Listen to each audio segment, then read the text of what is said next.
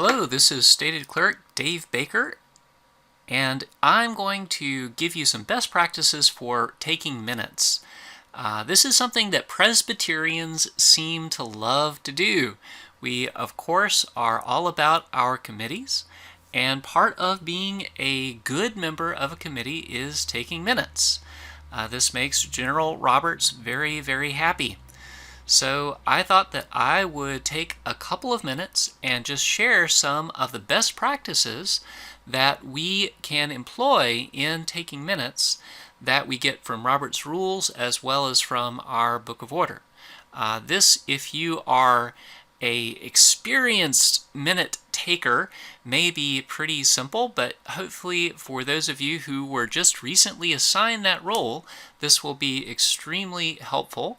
And it is information that nobody told me prior to asking me to take minutes. So these are things that I've learned since becoming stated clerk, as well as sort of on the job as a clerk of other committees and commissions.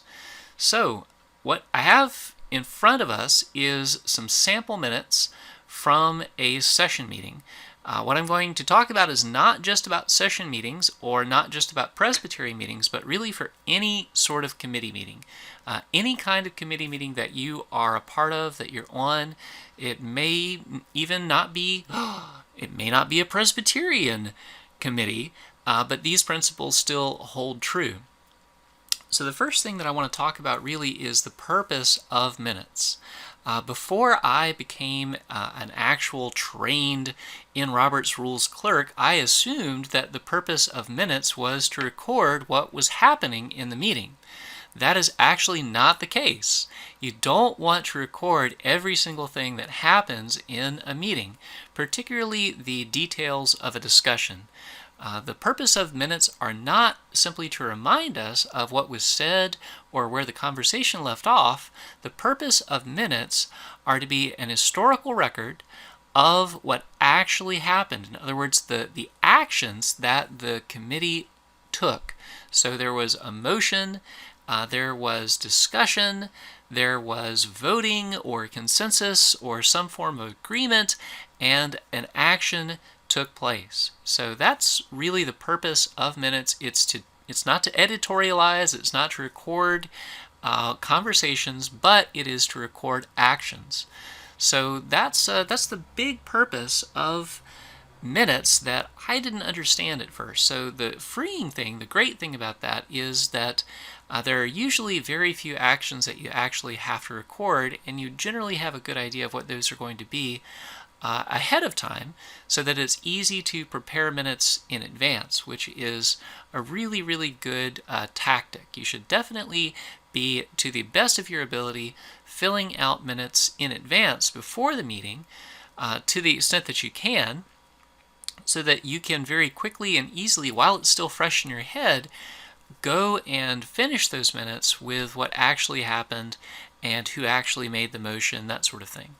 All right, so I do want to cover, before we talk about how to take really good minutes, I want to talk a little bit about something that's kind of out of our control as people who are taking minutes, and that is the structure of a meeting.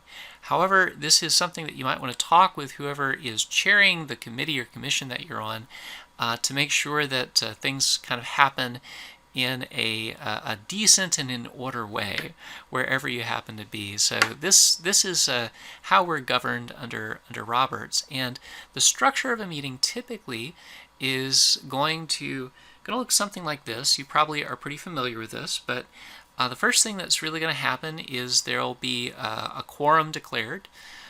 So it varies who actually declares the quorum, but you have to determine that you have enough people to have a meeting. So it's probably a good idea to know what a quorum is for your group.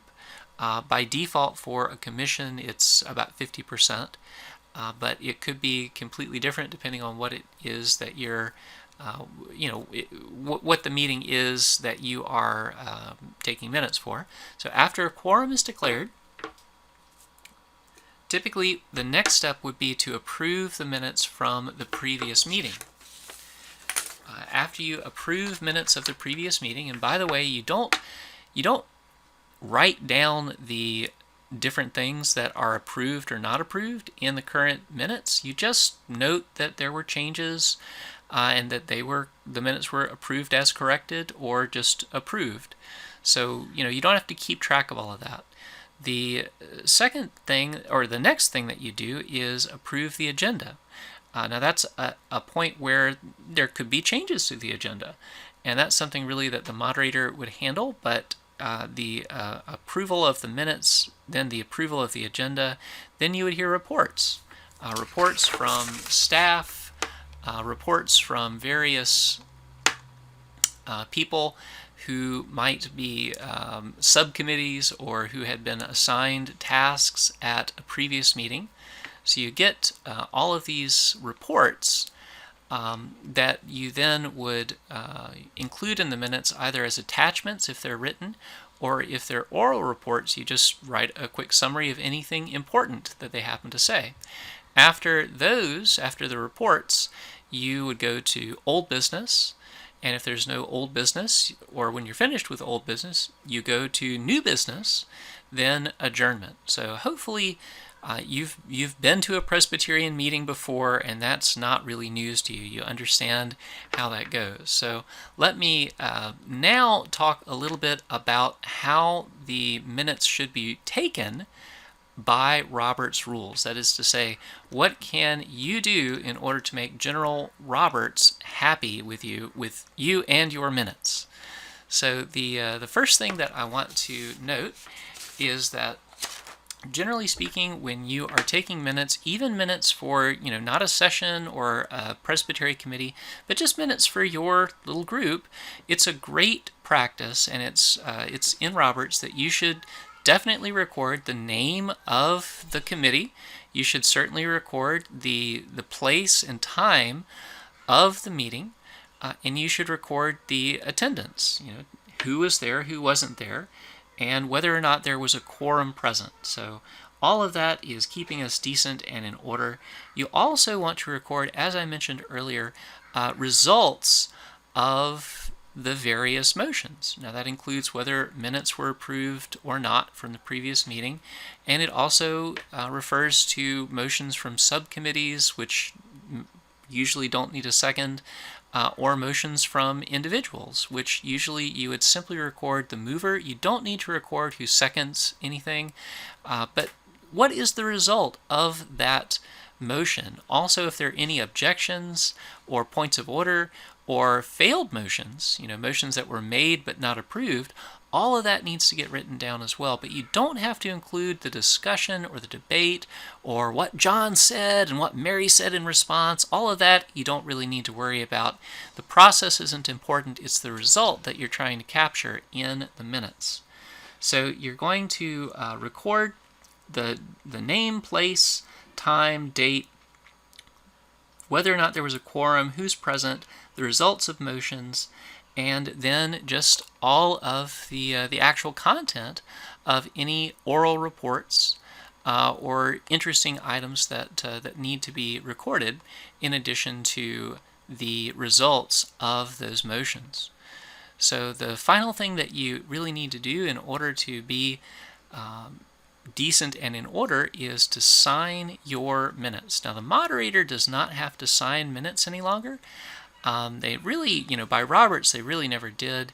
But the clerk is the one who owns the minutes. In other words, the person taking the minutes is the one who is really responsible for it. So you need to, when you're done and when they've been approved at the next month, just put your signature there at the bottom, and you should be good.